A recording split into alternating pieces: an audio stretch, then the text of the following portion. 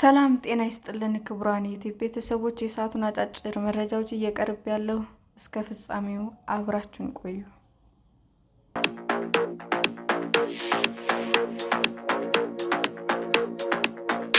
የዜጎችን ደህንነት አደጋ ላይ እንደሚጥል በፓርላማ አባላት ጥያቄ የተነሳበት አዋጅ ጸደቀ። አዋጁ በወንጀል የተጠረጠረን ከግድያ ውጭ በማንኛውም መልኩ መመርመር እንደሚቻል ይፈቅዳል። የዜጎችን ደህንነት አደጋ ላይ ይጥላል ተብሎ በፓርላማ አባላት በርካታ ጥያቄ የቀረቡበት ረቂቅ አዋጅ ጸደቀ። የሕዝብ ተወካዮች ምክር ቤት ማክሰኞ ሰኔ 10 ቀን 2017 ዓ.ም ባካሄደው መደበኛ ስብሰባ በወንጀል የተገኘ ንብረት ሕጋዊ ማስመሰልና ሽብርተኝነትን በገንዘብ መርዳት ረቂቅ አዋጁን አጽድቋል። አዋጁ ከሽብርተኝነት ላይ የተሰማሩ ኃይሎች ለመከላከል የተዘጋጀ ነው የሚል ሽፋን ቢሰጠውም በውስጡ ግን ፖለቲከኞችን፣ የሰብአዊ መብት ተሟጋቾችን፣ ባለሀብቶችን፣ ጋዜጠኞችና ታዋቂ ሰዎችን መብት የሚገድብ መሆኑን አንድ የፓርላማ አባል ተናግረዋል። ሕግ ሲወጣ ተፈጻሚ የሚሆነው ከወጣበት ጊዜ ጀምሮ መሆኑን ሲገባው ወደ ኋላ አስርት ዓመታት ሄዶ ተግባራዊ ለማድረግ መሞከር አግባብ አለመሆኑን ገልጸዋል።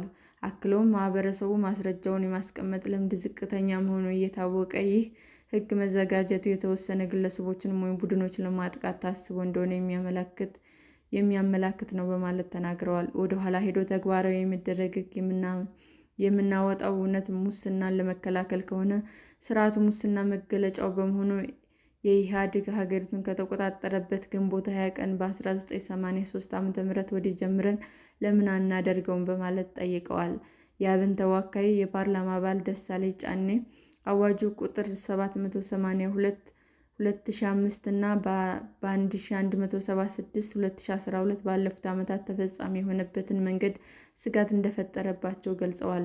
በጠቀሳቸውም አዋጁ በዓለም አቀፍ ድንጋጌ ሽብር በሚባሉ ተግባራት ያልተሳተፉ የመንግስት ተቃዋሚ፣ ንጹሐን የፖለቲካ ተቃዋሚዎችን፣ መንግስት ውስጥ ሆነው የሚተቹ ግለሰቦች፣ ጋዜጠኞች፣ የሰብአዊ መብት አራማጆች ናቸው የተከሰሱት ብለዋል። የፓርላማ አባላት እንዲያጸድቁ የቀረበው አዋጅም ተመሳሳይ መሆኑንና ከመንግስት ተጠግተው የማይነግዱ ነጋዴዎች ወይም ለመንግስት ፋይናንስ የማያደርጉ ግለሰቦች ጭምር ለማጥቃት ሊውል እንደሚችል ስጋታቸውን ገልጸዋል። በአዋጁ የመንግስት የፋይናንስ ደህንነት አገልግሎት አጠራጣሪ የሆኑ ግብዓቶችን ያለ ፍርድ ቤት ትዕዛዝ በአቃቤ ሕግ ኃላፊ አስፈቅዶ ለ7 ቀናት ማገድ ይቻላል ተብሎ የሰፈረውን ድንጋጌ አግባብ አለመሆኑን፣ አጠራጣሪ ግብዓት ሲኖር ተገቢው ማጣራት ተደርጎበት ማስረጃ ተሰብስቦ ፍርድ ቤት ሊቀርብ እንደሚገባም አሳስበዋል።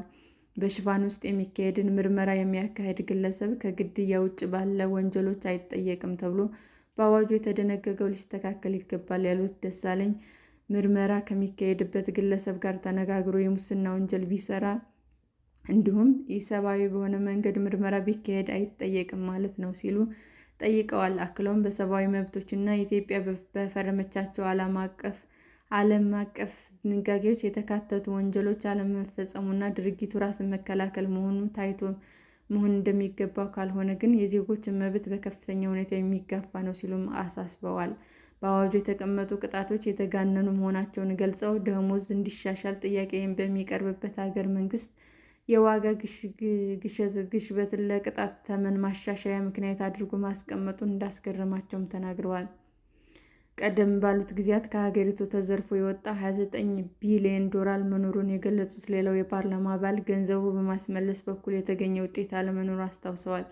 ይህ ገንዘብ ለሽብር ወንጀል አለመዋሉን እንዴት ማረጋገጥ ይቻላል ሲሉም ጠይቀዋል። አክለውም ዘረፋውን የደገፉ በውጭ ሀገር የሚገኙ ተጠርጣሪ ወንጀለኞች ለፍርድ የሚቀርቡበት መንገድ ጠይቀዋል። ከፓርላማ አባላት ለተነሱ ጥያቄዎች ምላሽ የሰጡት የሕግና ፍትህ ጉዳዮች ቋሚ ኮሚቴ ምክትል ሰብሳቢ አቶ ኢሳ በሩ ማሻሻያው ከዓለም አቀፍ የፋይናንስ ግብረ ኃይል በሚሰጡ ምክረ ሀሳቦች ላይ ተመስርቶ የቀረበ መሆኑን ገልጸዋል። በዋናነት ሽብርተኝነትን በገንዘብ መርዳት እና በወንጀል የተገኘ ገንዘብን በሕጋዊ አስመስሎ ማቅረብ ወንጀል ላይ ትኩረት ያደረገ ነው ብለዋል። አንዱ ቡድን ወይም አካል ለማጥቃት ታስቦ የተዘጋጀ ነው ተብሎ በአባልነቱ ለተነሳው ጥያቄም ሽብርተኝነትን አምርረው የሚጠሉ ሀገሮች በሙሉ ጠንካራ ሕግ ያላቸው መሆኑን፣ ኢትዮጵያም ይህንን ተግባራዊ ለማድረግ እንጂ የትኛውንም ቡድን ለማጥቃት ታስቦ የተዘጋጀ አይደለም በማለት አብራርተዋል። የትኛውንም የፖለቲካ ፓርቲ የማጥቃት ዓላማ እንደሌለ የገለጹት ምክትል ሰብሳቢው ሀገሪቱ እንዲያውም የፖለቲካ ምህዳሩን ለማስፋት እየሰራች ነው፣ ተጠያቂ ይሆናል የተባለው የፖለቲካ ፓርቲ ቢሆን ሽብርተኝነት በገንዘብ ከረዳ ተጠያቂ ይሆናል ብለዋል። በአዋጁ የተቀመጠው የገንዘብ መቀጮ ግለሰቦች ወደ ወንጀል እንዳይገቡ ተብሎ ከፍ የተደረገ እንጂ መንግስት የዋጋ ግሽበትን መሰረት አድርጎ ብቻ የተወሰነ አለመሆኑንና ወቅቱን መሰረት በማድረግ የሚሻሻል እንደሆነም ገልጸዋል። የሕግና ፍትህ ጉዳዮች ቋሚ ኮሚቴ በሰጠውና የቋሚ ኮሚቴው ምክትል ሰብሳቢ በጽሑፍ ባቀረቡት የውሳኔ ሀሳብ ቀደም ሲል በስራ ላይ የነበረው አዋጅ ወንጀል ለመቆጣጠር የሚያስችሉ ድንጋጌዎች ይዞ ነበር። ቢሆንም ወቅቱን ያገናዘበና በሚፈልገው ደረጃ ውጤታማ ሊያደርግ በሚያስችል ሁኔታ ያልተደራጀ መሆኑንም ተመላክቷል። ረቂቅ አዋጁ ማሻሻያ ሆኖ የቀረበበት ምክንያት በውስጡ የተካተቱ ጉዳዮች በስራ ላይ ካለው አዋጅ ጋር ሲታዩ መሰረታዊ ማሻሻያ የተደረገባቸው አዲስ የተካተቱ ጥቂት በመሆናቸው፣ ረቂቅ አዋጁ ነባሩን አዋጅ ሙሉ በሙሉ ተክቶ ከመቅረጽ ይልቅ በስራ ላይ ያለውን በማስቀጠል ማሻሻያ ብቻ እንዲሆን ማድረግ አስፈላጊ በመሆኑ ነው ተብሏል። በተጨማሪም ኢትዮጵያ በፈረመቻቸው ዓለም አቀፍ ስምምነቶች መሰረት የተወሰኑ ድንጋጌዎች በማሻሻያ ማስተካከል እና ነባር አዋጁ ማስቀጠል ጠቀሜታው የጎላ ሆኖ መገኘቱ እንደሆነ ተገልጿል። አዋጁ በ3 ተቃውሞ በ1 ድምፅ ታቅቦ በአብላጫ ድምፅ ጸድቋል። ሰላም ጤና ይስጥልን ውድ የዩቲዩብ ቤተሰቦቼ እንዴት ናችሁ? አዲስ ጀማሪ ነኝ እና ሰብስክራይብ ያደረጋችሁ አበረታቱኝ። አመሰግናለሁ።